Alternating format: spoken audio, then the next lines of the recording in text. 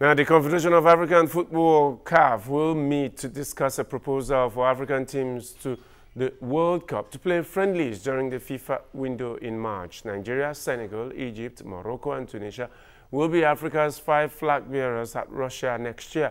But all 5 teams will be engaged in the 2019 Africa Cup of Nations qualifiers in the next FIFA window in March.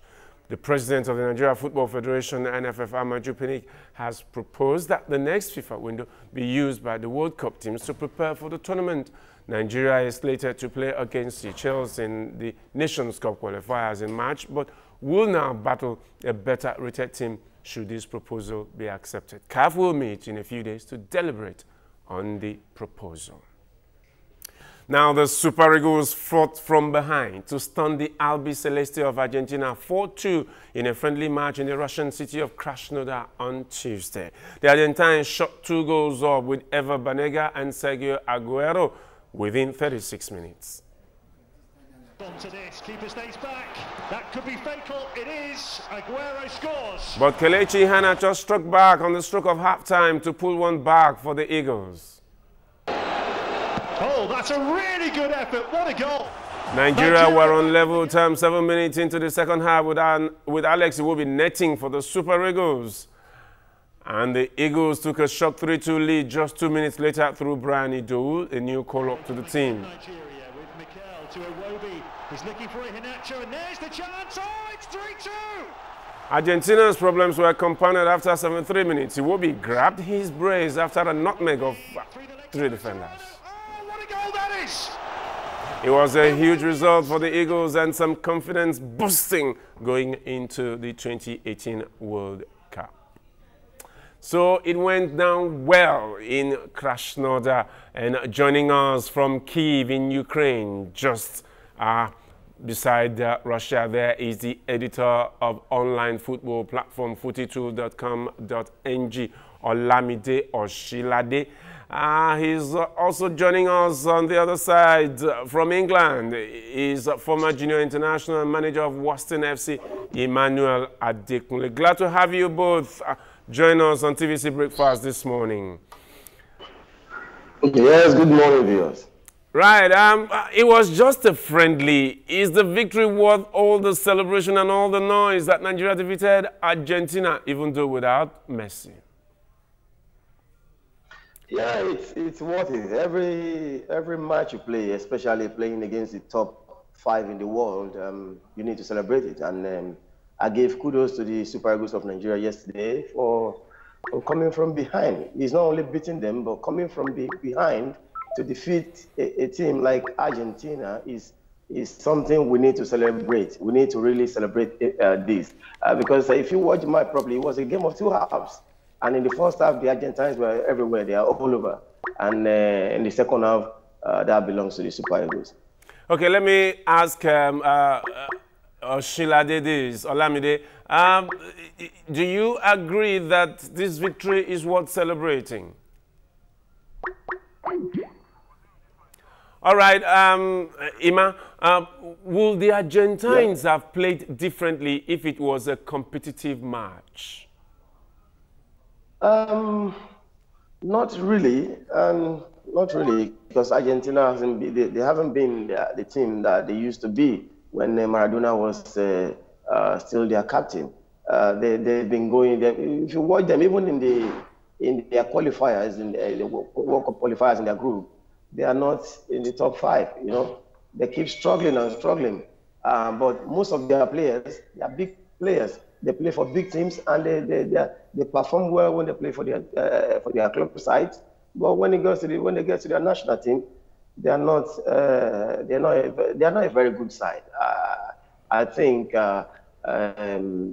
in this World Cup they might struggle. Right, Olamide is back online. Olamide, do you agree that with the celebrations at the moment that the Super Eagles defeated a Messi-less Argentina? Olamide. This is a really, obvious situation where a big giant was brought down by Nigeria team that is full of confidence right now and full of chemistry. Alex Iwobi netting the brace He had, 2 goals, created 4 chances, and 90% pass accuracy. I mean, that's a start for a world-class player.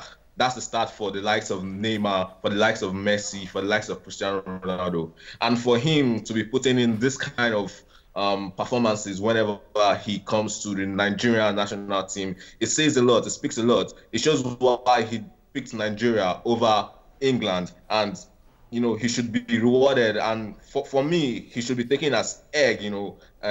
He's gold for Nigeria, and he will be key to Nigeria's success in the World Cup coming next year. Let me ask Immanuel this now in London. As it is, will the presence of Messi have made a difference for this Argentine team? Of course, it will have made a difference. And don't forget that Messi was missing on their side, and Moses was missing on our side. Moses is our own Messi, if you understand what I'm saying. So you don't say because Messi doesn't play, then the Argentine cannot do what they're supposed to do. But all I believe is even a tree cannot make a forest. He's the best player in the world as far as I'm concerned. But even with Messi, Argentina hasn't been performing well. And on our own side, Victor Moses was missing as well. If Victor Moses was there, it could have been 6, it could have been 7, who knows? Olamide, we saw a situation where Olaino was pulled out. Tyrone Ebuehi came on for Shehu Abdullahi. And it seems, would we say that that was a turning point after the first half for Nigeria? Would we say Olaino hasn't really cut it, even though he's got the opportunity to play for the Eagles?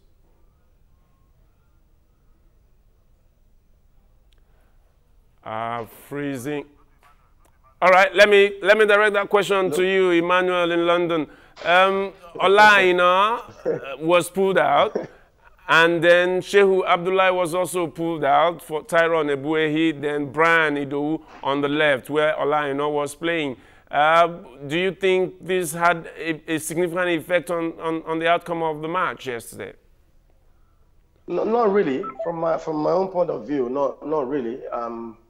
Olaina is a young talent, as we all know, and he's just, he's somebody who is being incorporated into the Super Eagles. So it's gonna take time for him to, like, if you recall, there was a time that we discussed the Super Eagles issues, that I told you that, look, this coach has to give some young talents some kind of trial so that he knows what they can bring to the table when we're going for a major tournament. And this is one of the learning curve, the learning process for Olaina. He's got some experience yesterday. He will keep learning and it will get better. All right, thank you so much there, Immanuel Adekunle, and of course, Olamide Osilade. That will be all of sports at this time.